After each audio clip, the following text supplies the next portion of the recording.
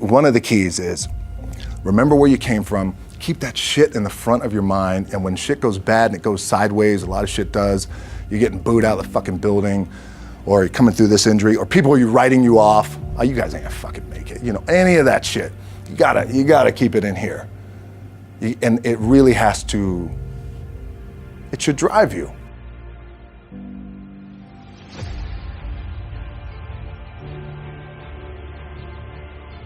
This idea and this notion that you can be anything you want, and you can accomplish anything you want, right? We hear that. You've heard that from the time you were little boys. You hear that now. You're already incredibly accomplished. You can win an NBA championship, MVP of the league. You could become president. You could become governor. You could be in entertainment. You could do Charles, and you could do Shaq. You could do that. You could do whatever you want to do. You guys know that. The thing that has worked for me is to remember the hard times. So, and I'm sure you guys all have your processes. And again, I'm going to tell you what's worked for me. So before a big movie comes out, before back in the days when I was wrestling with WWE, a WrestleMania match, anything big that would happen, I would always take a moment and I just remind myself, all right, I was evicted when I was 14. We were kicked off the island. We couldn't live in Hawaii. Had no place to live.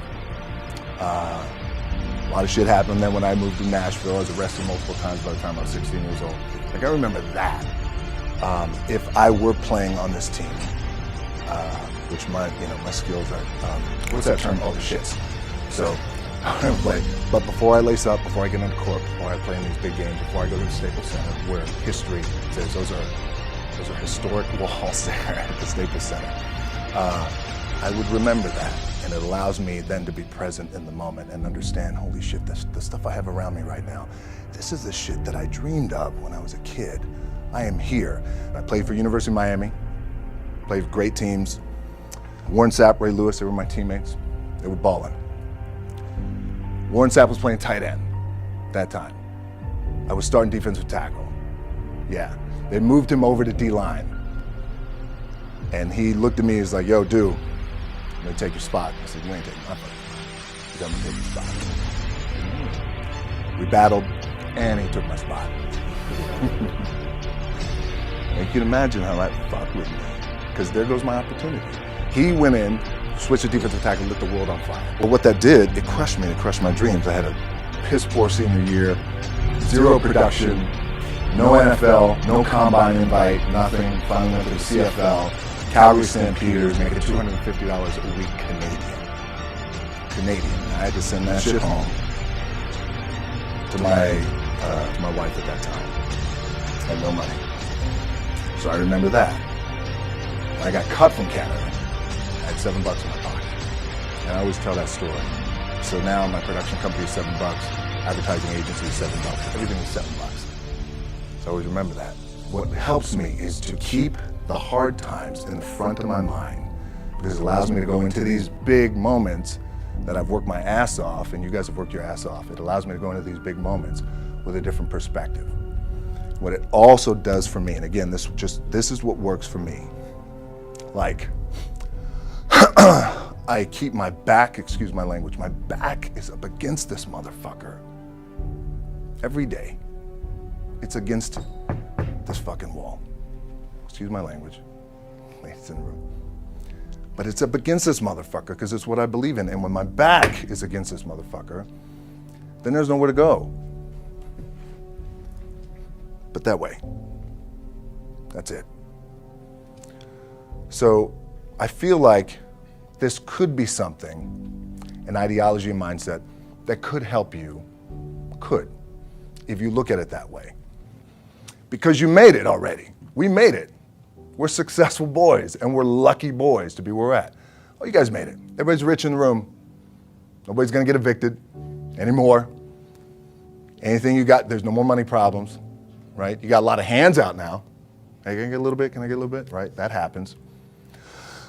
But when you make it, for me, I need this. I need this. So every day, my back is up against this motherfucker, and this is how I operate. Now, doesn't mean you don't smile, Doesn't mean you don't laugh and joke, quote, right? You're happy, I'm a happy guy. But when it comes to business and when it comes to executing, it's up against this. And I gotta go that way. And I don't give a fuck who is in front of me. They're not gonna stop me. I feel like for me, it feels seamless because you prepared for so long, but it's just like you guys prepping for a game. That's the fun part. That's where it's like, fuck, it's fun, man. People are paying their hard-earned dollars to come see you. They're cheering, they're going bananas, they're booing the shit out of you or on the road. That's fun.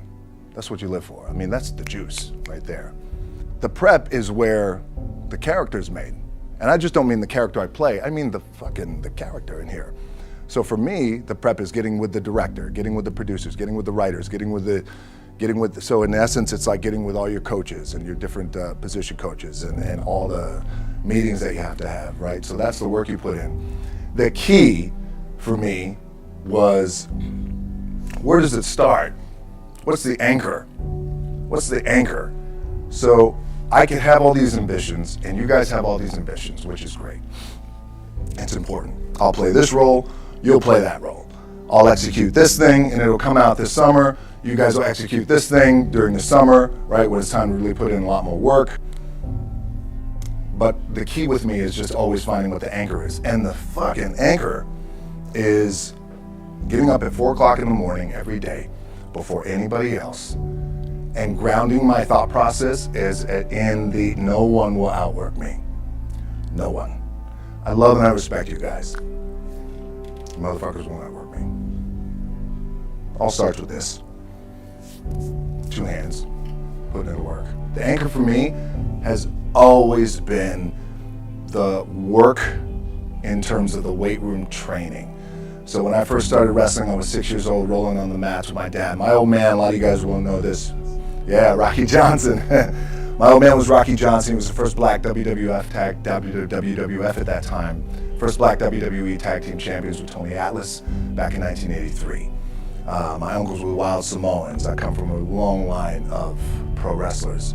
But before the wrestling part happened, I was just in the gym putting in the work. At 6 years old, rolling around on the mats. And finally when I could touch weights at 13, that's what I was doing.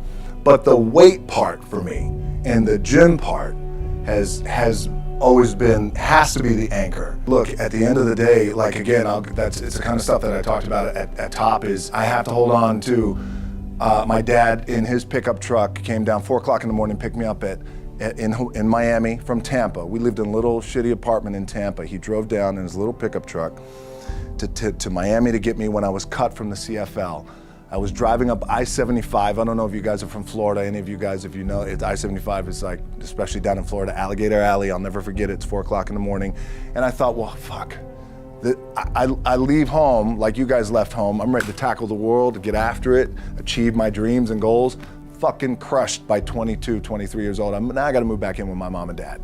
I played on great teams though. Wait a second, this is not supposed to be my future. I'm supposed to be in the NFL right now. I'm supposed to be making a lot of coin and buying my parents shit, buying me shit, taking care of my wife, but it never happened. So I pulled out my wallet, I thought, well, let me see how much money I have. I opened it up, I had a 5, a 1, and change. I'm not fucking around, and well, at least I rounded up to $7.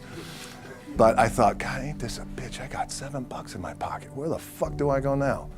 What do I do? I can't go back to CFL, because the point comes where you hear that voice, the big run's over. Like, you're done, right? So I heard that voice. So as Coach was saying, man, I hold on to that shit. I'm telling you, my back is up against this motherfucker. We laugh, we joke, we have a good time.